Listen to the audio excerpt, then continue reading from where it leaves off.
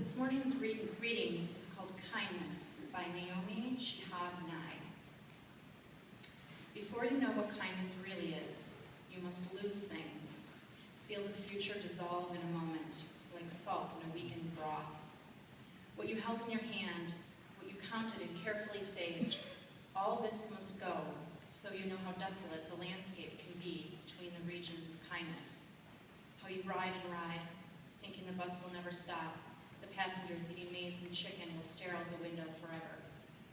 Before you learn the tender gravity of kindness, you must travel where the Indian in a white poncho lies dead by the side of the road.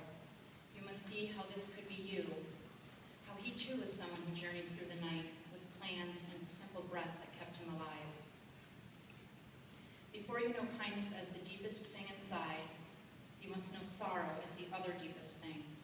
You must wake up with sorrow. You must speak to it till your voice catches the thread of all sorrows and you see the size of the cloth. Then it is only kindness that makes sense anymore. Only kindness that ties your shoes and sends you out into the day to mail letters and purchase bread. Only kindness that raises its head from the crowd of the world to say, it is I you have been looking for, and then goes with you everywhere, like a shadow or a friend.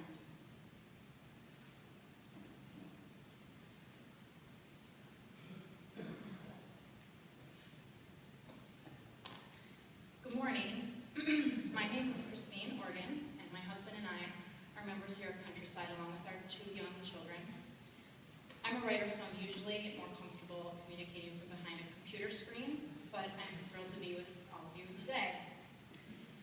I want to talk to you this morning about kindness in action, and to do so I first want to tell you a little story about God, Old Navy, and this teddy bear.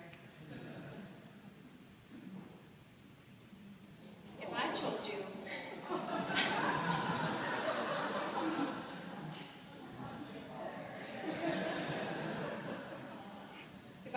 that I saw God and that I talked to God in an Old Navy parking lot, would you believe me? Sure, I know it seems unlikely, crazy in fact, to think that I could have experienced divine intervention in an Old Navy parking lot. You usually expect to leave Old Navy with a pair of trendy but ill-fitting pants, or maybe one too many V-neck sweaters. But coming face to face with God, never. At least that's what I thought too, until that giant teddy bear came along. About 5 years ago, my son and I had walked into the Old Navy at Fullerton and Clybourne in the city, and this bear, along with about 15 others just like it, were sitting front and center inside the doors. It was the first thing my 2-year-old son saw, so of course he just had to have it. I tried all of my best parenting tricks to get him to forget about it. I tried reasoning with him, saying, honey, we aren't here to get a teddy bear, just new mittens.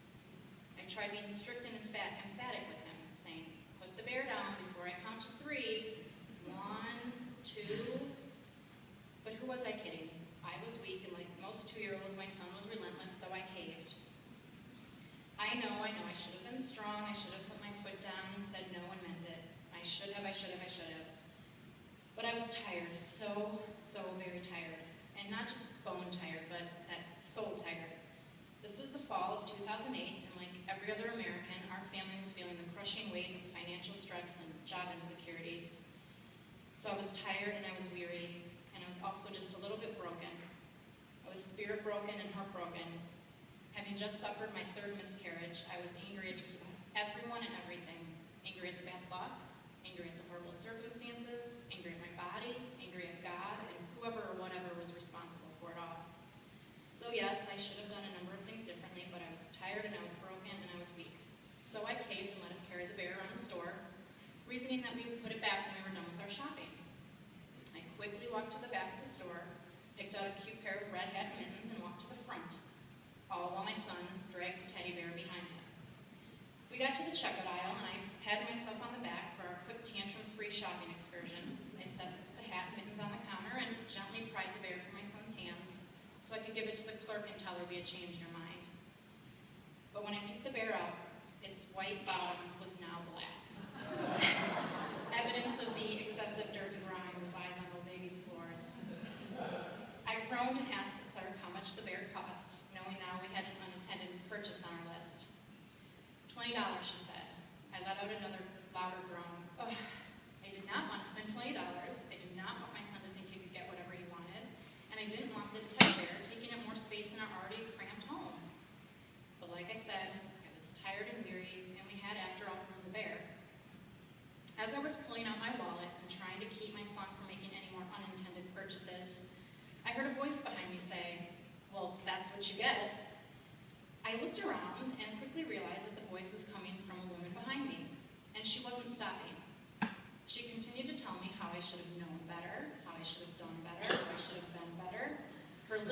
advice went on and on and on.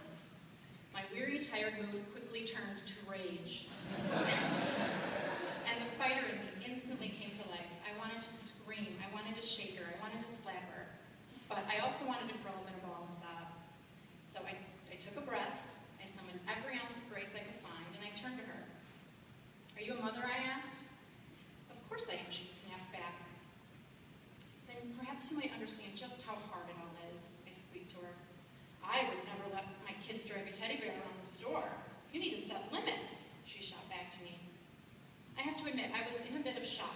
I mean, what had I done to deserve the harsh criticism? What had I done to deserve getting berated by a stranger when all I was trying to do was buy a pair of patent mittens? And what's more, what had I done to deserve any of it? The criticism, the miscarriages, the fertility problems, the financial setbacks, the loneliness, the cruelty?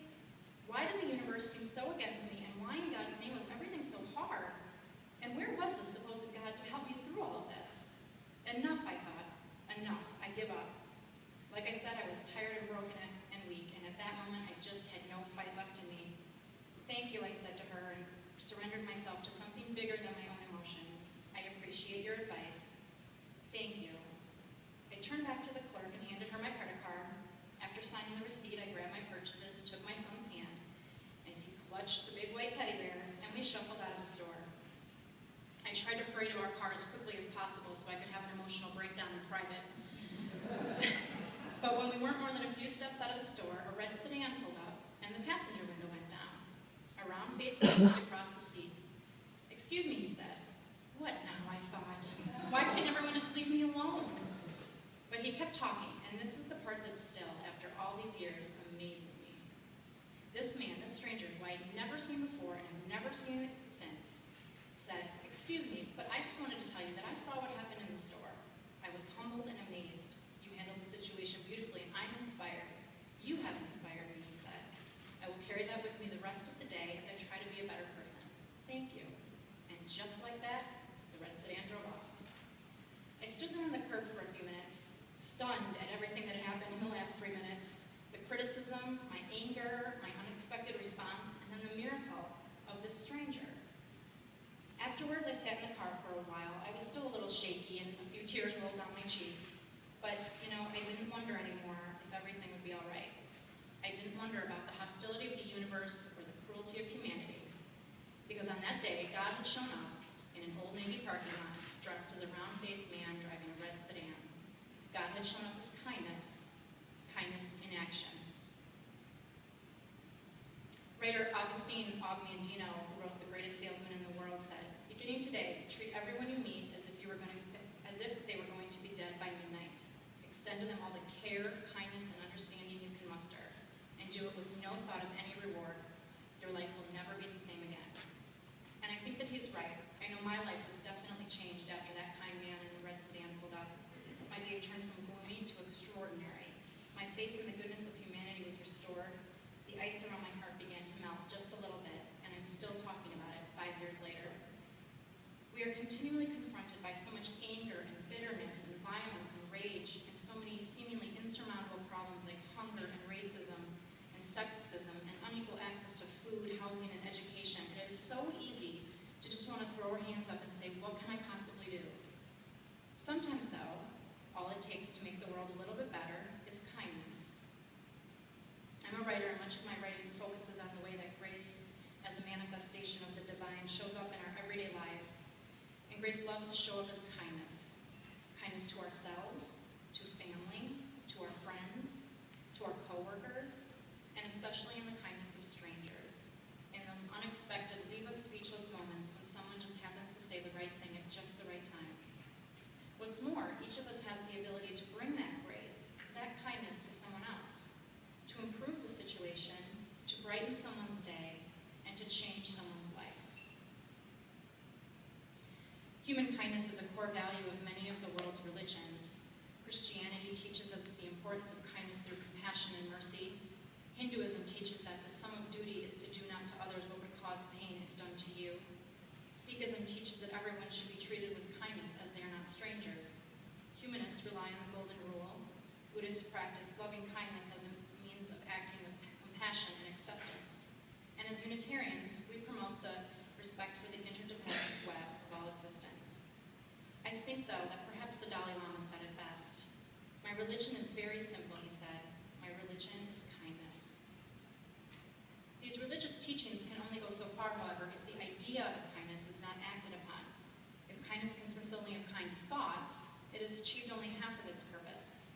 Kindness must be shared in act and deed in order to achieve its full and complete divine purpose. It can be overwhelming to realize that our actions have the ability to affect someone else in the greater whole. There is an amazing empowerment, but also a great vulnerability and responsibility that comes with the realization that everything we do matters, that every moment is a chance to create a miracle. Kindness as God in action requires effort and proactivity, both of which can be hard, very hard at times. A few months ago, I went through the Portillo's drive-thru, and the woman who took my money had the most beautiful blue eyeshadow. It was a stunning shade of peacock blue, applied with an expert hand. As I waited for my food, I considered telling her just how much I liked her eyeshadow, but I worried that I might make her feel uncomfortable, or that she might think of me as a crazy lady in the minivan that comments on blue eyeshadow at 11 o'clock in the morning. So ultimately, I said nothing. I took my food, thanked her, and drove off.